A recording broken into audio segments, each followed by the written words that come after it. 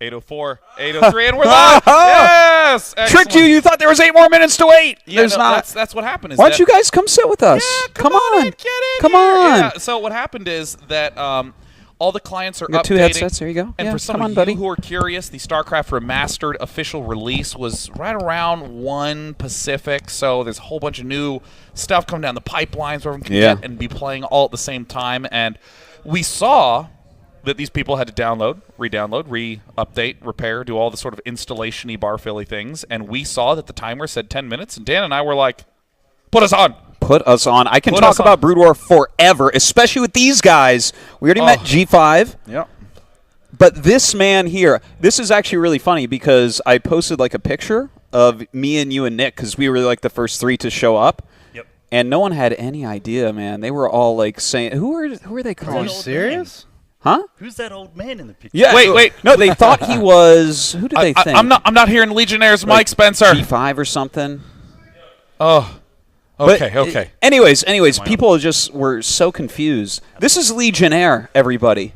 This is the man. How many kills did your Reaver have? 57. 57 kills. He had the record in professional games for a long time. I think I had it for about 9 years. Yeah. Until very near the end of Brood War before StarCraft 2 came out. There we go. And a Protoss versus Zerg game. Some Protoss noob. It was just sitting over there, didn't do any work whatsoever. No. The Zerglings just ran in, kept dying to the Reaver. Yeah. So the guy beat my record. Yeah, Very dude, disappointing. We got to do some story time. So once upon a time, Legionnaire, I understand that you went to Korea to teach English and just play Brood War. Is that right? No. Completely wrong. Wow, really? You know what's going on too, don't you? No, this is great. This is perfect because now everyone will remember, like, oh shit, Dana, I got owned by this Legionnaire guy, and now everyone wants to know your story. So why don't you overcome my lie with the truth? Okay. So I used to play StarCraft when it first came out. It was a great game at the time, still is, even better now with the great graphics. Yeah. So I played it early on. I got pretty good for Australia. It's a big fish in a small pond situation. We suck compared to everywhere else.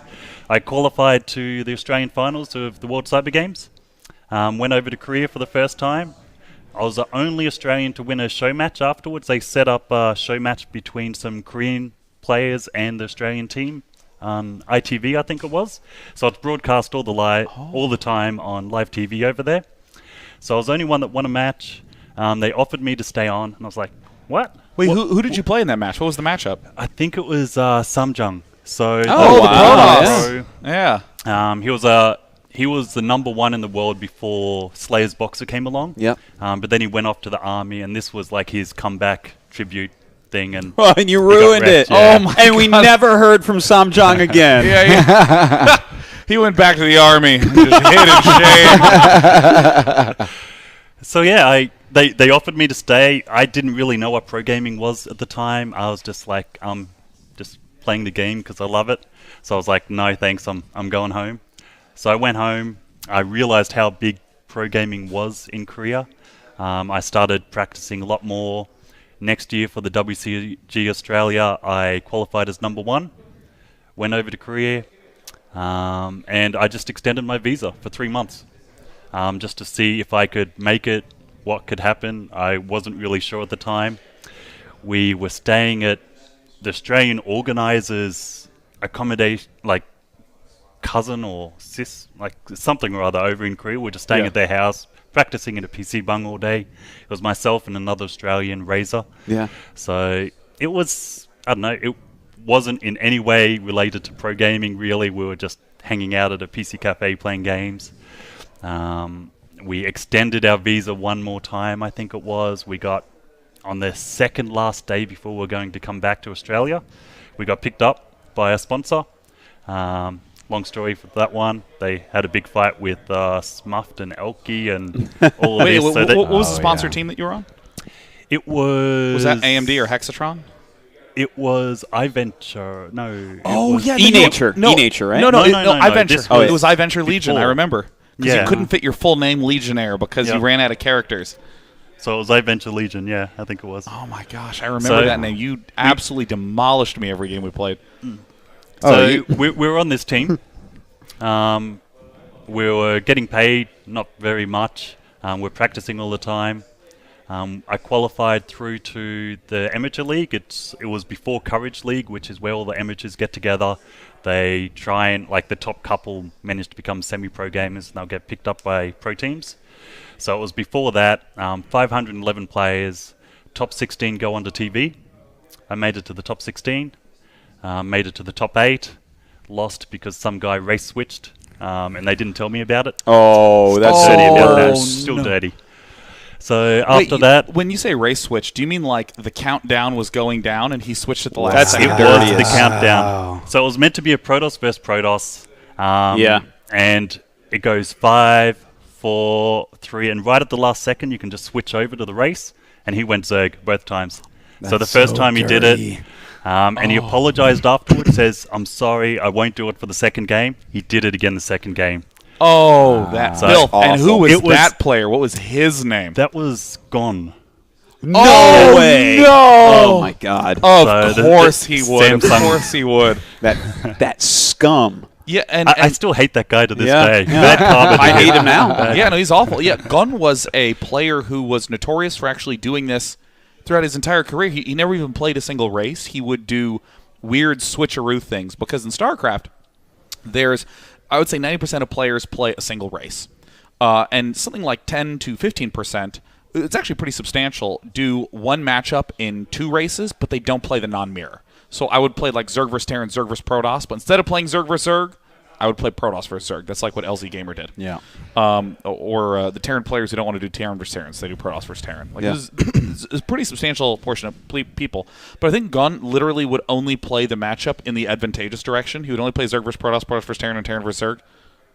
And then occasionally, if a map favored one race, he would just switch. I mean, it's amazing to see he got his starts switching his races at the last second during countdown. Yeah, so they allowed it, and it was that realization, that moment where you just realize how seriously they take it. Because for them, it's a career choice. It really is. Yeah. It's I want to be a pro gamer. I want to join a pro team. Imyohan made multi-millions of dollars from playing Starcraft. Slayer that sponsors was Imyohan. Yeah. Yeah. So that was my initiation, but through that tournament, I got top 8, so I became a semi-pro gamer, which has some advantages. And it was through there that I became friends with one of the pro teams, because I used to use them as practice partners for it, and they offered me a spot. I joined them. That was Pirates of Space, POS, not the POS you're thinking of. Yeah, So- no, that's yeah. Korean pro teams have a long history of choosing the worst possible names. Oh, yeah. like KT Finger Bang. KT Finger Boom. Finger Boom. They changed it to Finger Bang though, didn't they? It was. It went from something to so KT, the KT Telecom Pro team, were going through a series of like rebrandings, and for one day they were KT Finger Boom, and that's hilarious. That's actually the funniest thing. And then the next day they changed to KT Rollster, and they had like our little roller coaster image. But everyone's like, no, we remember yesterday very clearly. 10 years later, we still remember that. But Pirates of Space was one of the early big all-star pro teams. July, one of the most notable player on there. Was amazing. The American Terran Assem was on the Pirates of Space pro team. Woo! Who are some of the other notable? There was Torado, Light was on. Sinji, I believe, Junitos, Sharky. He's the guy that invented the Muta control group. That's right. Yep. A lot of people forget that Shark did that. Yeah.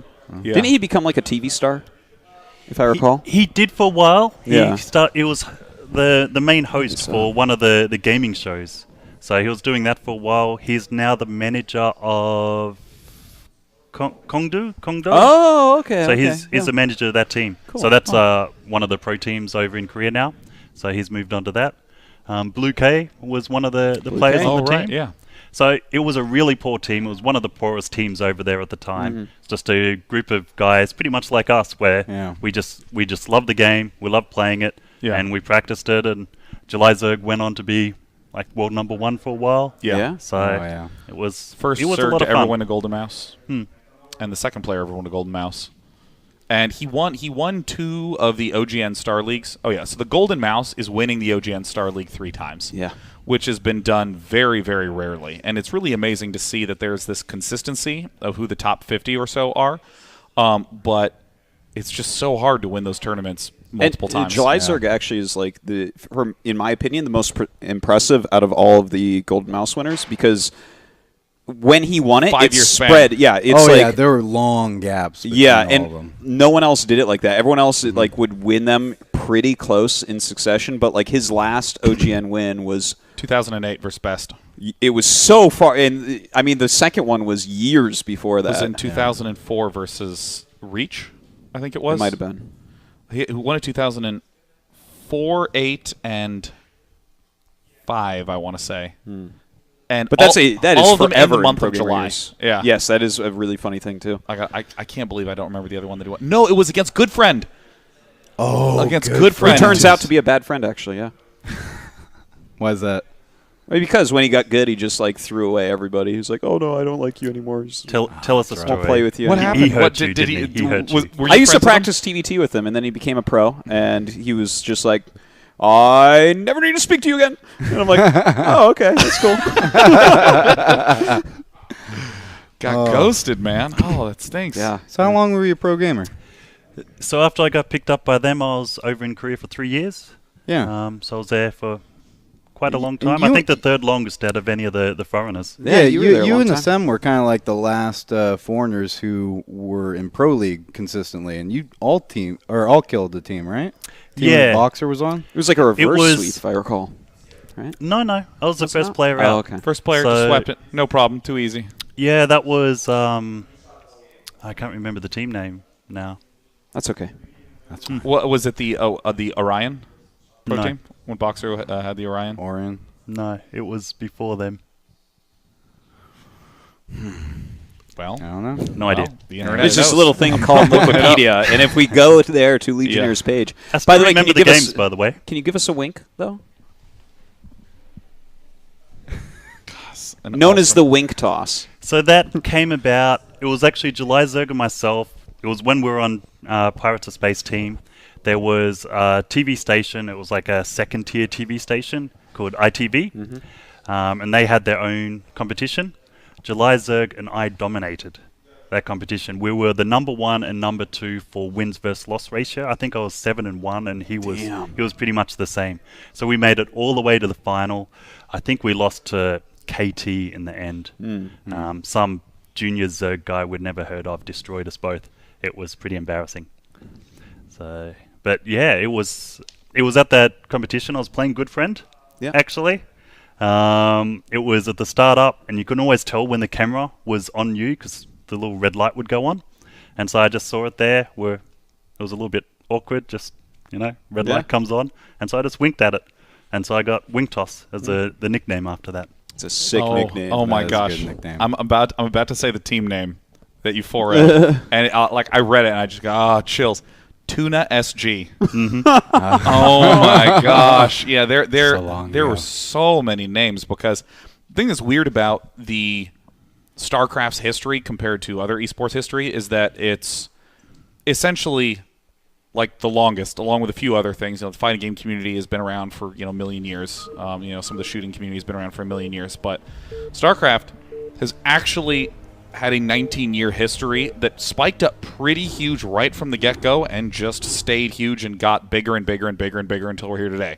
Yep. So there's just all these names that you just remember. Oh my gosh! And the next match begins. It's gonna be In Control again. For any of you who don't own StarCraft Remastered, you can get it. You literally can get it right now, and you can play on this map, Python, another very standard map. We got In Control up in the top, and on the right side, it's Mr. White Raw, and they're playing for elimination. Ooh, Python. This is the most recent Lost Temple before StarCraft 2 came out. The map that everyone played every single game, just a solid macro map. Yeah. It's probably one of my favorite maps. It's got hidden island expansions in the bottom left, top right. Yeah. Yeah. So You love anything that a shuttle can do, right? anything with an island is a good map. Yeah. Back in your day, there was a lot of island maps. Yeah. Yeah, I always felt like, in all the games I played against you, if we ever played straight up, I felt really comfortable. And you didn't do that very often. No, And because I felt uncomfortable doing it. and you always did the weirdest, like, one base shuttle speed zealot reaver push early, and right when I would defend it, you would have taken an island before your natural expansion. Mm-hmm. And it was, I would like, what? Like, how You're giving away all my secret builds, by the way. Why? I just played him, and he was throwing up hidden bases all over the place. It was throwing me for a loop. Oh, that's right. Because your theory was if you expand to 2 places and they kill 1, then you're up an expansion. Yep. Because they've almost mined out their main, and you've got a fresh one. Oh my gosh. Well, we're already seeing some interesting openings. I actually hate Python. I can't stand this map because the attack positions are very, very close, actually. And most maps have a little bit more breathing room. And I play Zerg. I don't want anyone messing with me early on. And White Raw is going for one of the oldest school-style openings ever. Gateway into Gas Geyser. He's a little bit unlucky in this case because the Zerg started so close to him, it just flies across and you can see their build order straight away. But in the reverse way, you see the Overlord, so you know exactly where they are, so you can send the probe in return. Yep.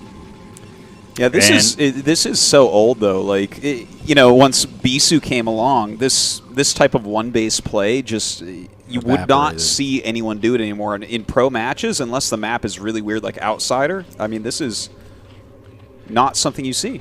Yeah, this died out about 2005, I think it was. The BC build was the end of 2005. So it was either 2 gate openings where you try and pressure, or it's 1 gate, Corsair, maybe into DT, that sort of style. Protoss has had a really hard time back in the day, because if you get no visibility of the base, you can't see what their tech switch is, which is where Zerg get half their power. You can't tell if it's going to be a Hydro Blast, you can't tell if they're go Mutalisk, and you can only defend well against one of them. You can't defend against both. Well, so in some cases, you gotta guess. Yeah, he's gonna get in there. See how many drones he can get. Ooh, some nice drone drilling. Yeah. Oh, it's 1. Yeah, this is still okay. I mean, the number one most important thing in StarCraft is to know. Oh wait, INCONTROL is getting a very good angle. The Zealot was trying to get into a good position, but look at that perfect glitching by INCONTROL to kill off the drone. And an important thing to note is that the number one determining input of who wins the fight is whose army is bigger. That is the most important factor. And there's other things like micro and having the right units and having a good position, all these things, but truly more is the most important thing. And this is, coming back to what you were saying, Legionnaire, this is what makes it hard to do a one-base opening versus Zerg. It's almost impossible to have more in any fight. And this is interesting because usually on a one-base gas opening... Nice. Well, I was going to say, usually with a one-base gas opening, you see a Stargate. And so occasionally you'll see a Scout. Usually people start pumping out Corsairs, going to town on the Overlords. But he actually went Robo. So... yeah, is he just going to Zealot drop and take the island? I think he's going to Reaver drop and take the island. Huh. Maybe... well, we'll see how it goes.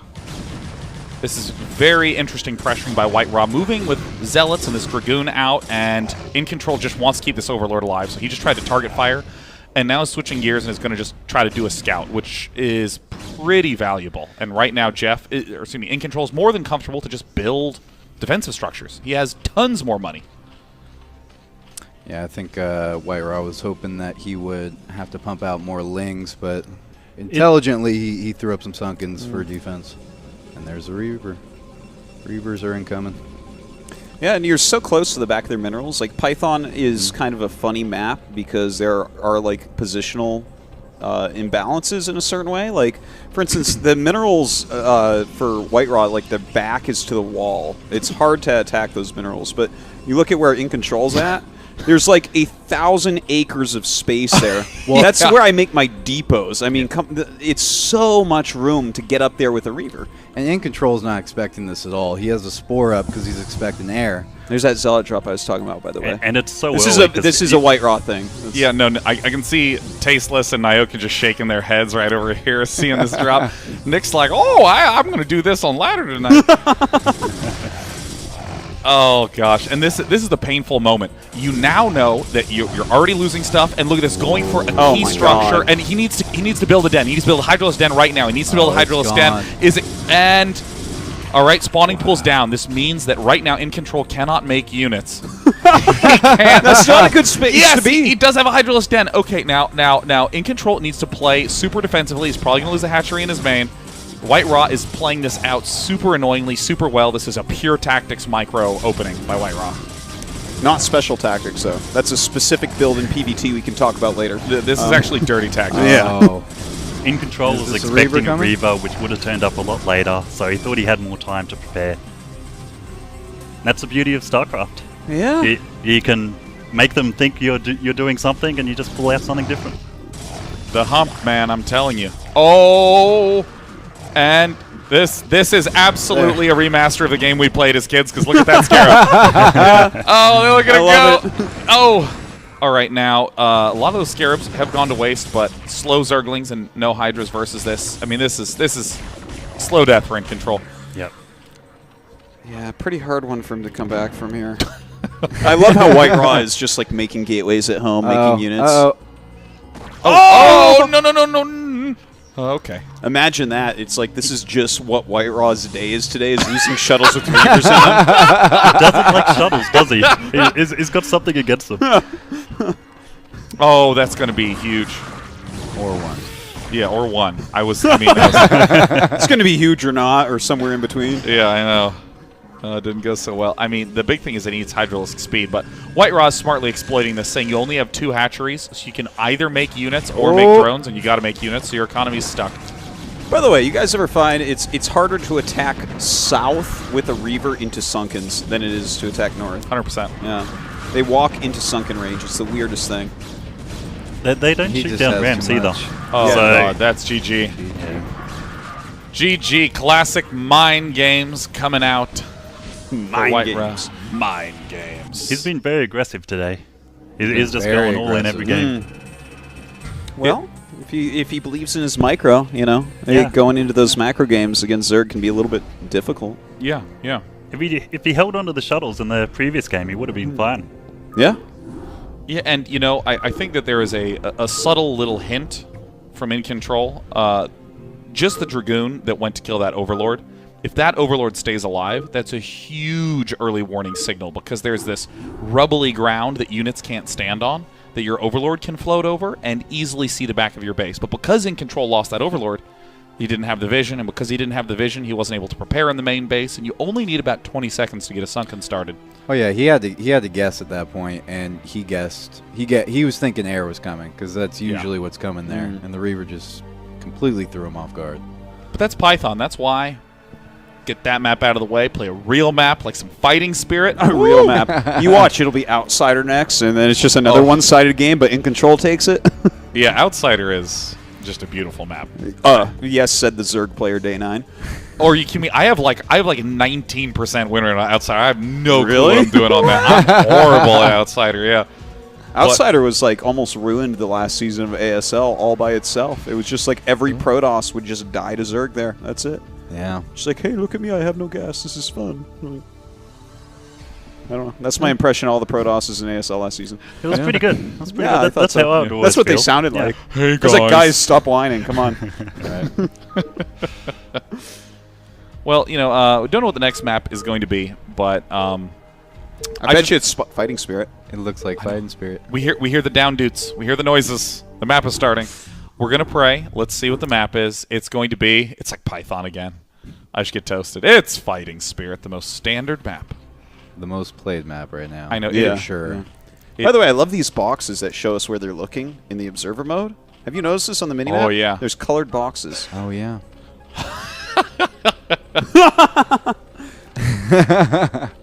INCONTROL with the call-outs. White Raw just like sends a pro to the middle of the map and builds a pylon. 2-8 late. And down at the bottom right, we got White Raw. INCONTROL says, once you begin the game of cheese, it never stops. You know, I am so thrilled that everyone who has played is actually using the full range of possible strategy. Because, I mean, there's a lot of, you know, if you watch players like Last or Flash or Jadong or Bisu or, you know, Larva, they have a lot of love for going to late game with similar setups and similar openings. And because there's so many eyes on those players right now, it's easy to go, oh yeah, well that's the norm. And they certainly are the modern strategies. But that doesn't mean that, like, you know, gas first out of INCONTROL ain't a legit thing Zergs do. It totally is. By the way, is that pylon? I don't think he can fit I don't think he Nexus can Oh fit no, Nexus down. he got it. oh no, there. I don't know. Dude, he it just got doesn't it. look like it. Maybe- I don't think he can fit I a don't think- Nexus there. Oh, Because it's hilarious how far away you have to build for minerals in this game. I know. Oh my God. And I White think Ross he blocks blocked first. it. I think it's fine. I think it's It's- fine too. I think it's just If you fine. measure the pylon going in, I think it's okay. I think it's just fine. I think you guys are full of it, and he's not going to get a Nexus down. I mean, part of me hopes that happens because it's so important to me to have solidarity with White Raw. All right, this is the moment. Okay, no, he has to build. Well, he has to build the cannon, right? So. Yeah. Now we amazingly haven't seen this sort of play yet. This is not a cheese opening from INCONTROL for what it's worth. Always Protosses want to early expand, build a forge, a gateway, a cannon behind, and get a Nexus up. Just get a lot of economy started up. And the order in which you make those buildings is dependent upon what you scout. If you scout Zerg early expanding, you expand and then build a cannon. If Zerg's cheesing, you got to build the cannons first and then expand. The way he's going about doing this wall, it feels like if those are 6 Zerglings, he can just run on in. That's exactly why this is a really nice opening for Zerg on maps that have a slightly wider he does entrance. fit the Nexus. Oh my gosh. This guy is so good. His, Look at that. wow, that's unbelievable. He was able to expand his own natural. He is so good. How does he do it? Oh, that's funny. This is how you can tell that White Raw's been practicing for this. Okay, here's an important moment. Oh God. Oh, Jeff Using is going the probe for there it, is man. very clever because it makes the Zerglings, like, it blocks off the entrance, so the Yeah. Zerglings have to run around. Wyro's Yeah, so but smart. now 2 Speedlings in the base. He Like, wants to- Jaedong wins the game from here, right? Yeah, this is. But is INCONTROL Jaedong? Well, if those were lurkers, he would have this, but I'm not sure. Now, what INCONTROL needs to wait for is the gas geyser to finish, because then there's 3 probes exposed on the gas line, and that's where you can wind up getting guaranteed pickoffs. Oh my God, Jeff truly is playing very cheesy. He's already put units back into gas. Typically, what Zerg does right now is only building drones going up to 5 hatcheries right now. But we see the gas geyser for INCONTROL in his main base, and this is beautiful. This is exactly why this is considered a acceptable opening for Zerg. This is so annoying for Wyro. So is the most annoying thing. Don't. This is God, that is just... Is doing a good job. Yeah, he is. Do you see these probes jumping all over each other? Oh my God, he's lost so many probes. How many kills are on those lings? 1. And he's killed And 2 2. probes. He actually, He's so There you good! go. These guys are crazy! White Raw, all right, already makes a Nexus at his natural. That for sure that pylon was in the way. Okay? For sure the pylon was in the way. Now INCONTROL, killing 2 probes with his lings. Oh, guys. Oh, guys, spread the word. This is the sickest tournament. oh, he wrote an I and dotted it. Ooh. Now, INCONTROL is doing another very common follow-up. If my opponent has been delayed enough by this kind of pressure, they will not be able to handle an early Hydra bust. And Hydra busts take a few forms. The most common one is you get range first, so you get these slow slug pace Hydras up to the front, but they can shoot down that gateway that's at the entrance before there's any Dragoons or range units. I think he's going to scout it with these lings. Or with these zealots. This is a little pressure. And it'll give him enough time to put up some cannons. Now, if INCONTROL went for speed first, which is the more aggressive all-in-ish version, then these zealots will die. They don't look like they have speed yet. It's like a micro map, but he's not microing. Now, this is slightly difficult to micro as INCONTROL, but oh, that's beautiful. Left nice little small hole in his formation to pull through. Let's see. Okay.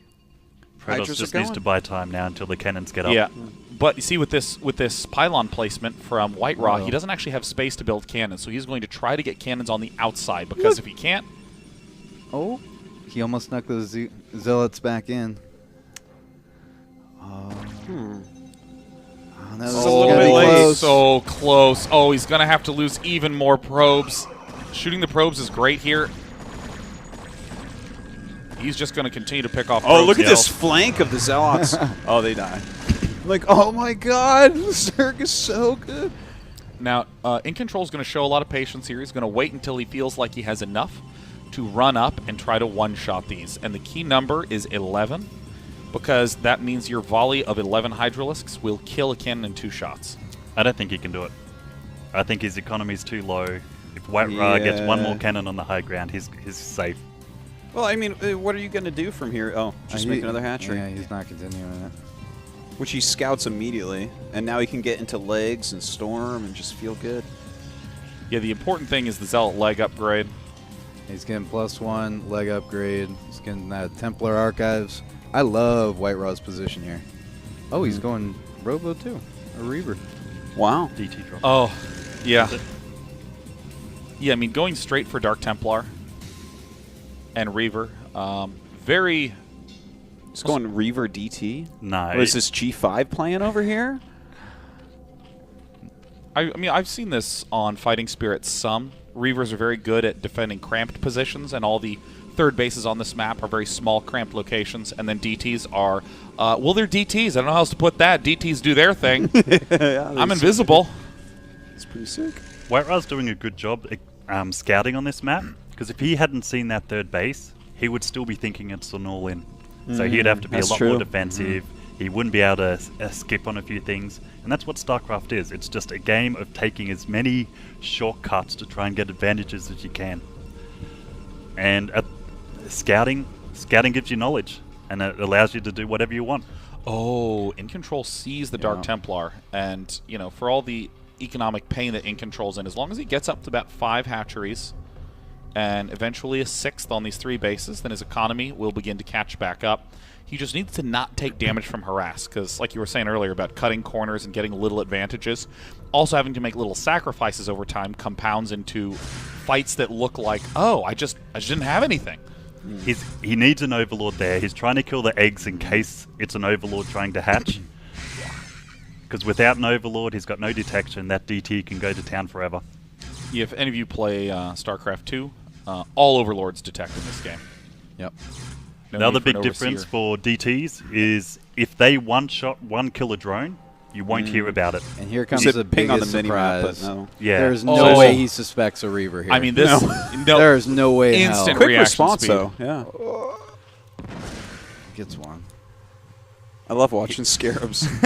Are we going to scream or not? Oh, And White Ra loses focus. It looks like he will lose this. Reaver... Okay, there it falls. looks like he's going to take down the hatchery, though. Yeah, and he's got a DT in the main as well. Everywhere. Oh my gosh, this is so savage to watch. White Doesn't Ra- matter if you can see him. The DT is amazing. Yeah, I mean, And attacking all 3 bases at once, Zerg just doesn't have enough units to cover all of them. Look so at he's the gonna supply lose right now. units somewhere. look White at Ra the is supply. doubling his supply. I mean, this And is it's what's 2 really base against 2 base. yeah, it's what's really interesting about White Ra's style in this game. He was able to deal a lot of damage, but note how few units he had. That was 2 Dark Templar, 1 Reaver, 1 Shuttle, and that's not a lot of stuff. And what is the accumulated forces of White Ra right now? Well, it's 2 Zealots. But units are coming soon, right? This is the danger of, you know, overly harassing. But White Ra has set himself up economically so well now. Whenever any race goes for some sort of all-in rush and it fails, you're always at a huge economic disadvantage. And that's exactly what INCONTROL, Yeah. what happened to him. I would say even more so with Zerg. Yeah, it's pretty hard to get cost efficient at this point to come back in any way. With all this splash and everything. Ugh. Well, it seems like he's droning up. It looks like he's just hoping that White Ra doesn't attack him anytime soon, and he gets back in this game. Well, I like that he's. That has to be. Do you think that is Dragoon range in there, or +1 air? Because I feel like Dragoon right now range. the only thing that White Ra could be scared of is a Mutaswitch. Well, I think he might also be scared of lurkers, so you need that goon range in case lurkers do come out, if he just tries to turtle up. I mean, the thing that really I feel like White-Raw has to get Dragoon range now because now he needs to kill the Cybernetics core, that pylon, and that cannon to be able to let any units get out of his base. Because right now only Zealots and Templar can leave. Yep. He's walled himself in. But he still fit that Nexus in there, man. That's amazing. How does he do it? Look at that Archon. Yeah, it's got a red shimmer to it. Does this one have mind control or? No, the Archon models are beautiful. Yeah. This SCR. It looks just like tasteless. All the graphics they did here, I mean, everything just looks gorgeous. Yeah. I really do like it. Yeah, you know, like I think all of us old school Brood War folk were a little worried that it was going to be like the Marine has been reimagined. Yeah. You know, like, but I mean, like those are Zealots. Those Zealots look like Zealots. All the models just look so nice. Oh no! White-Raw's day. Okay. He does not like shuttles. No! Okay. This is a very nice transition from White-Raw. He's building an extremely fast force, so that way he can punish any expanding or mistakes out of INCONTROL. There they are. Does he have an He observer? lost his ability to push. Oh, yeah, he does. Once you lose the Reavers are what's going to push through the Lurkers. They're going to push through the Sunkens and allow you to win the game. So it's going to drag on a bit longer, guys. Did INCONTROL take that right expansion? Yes. Excuse me. White-Raw take the right expansion. He tried. I think a Zergling shut it down. Yeah. I mean, this is one of these hallmarks of an expert player. Like when you are in a horrible position, you still go, I got to scout for expansions. I got to send units there to shut them down. You know.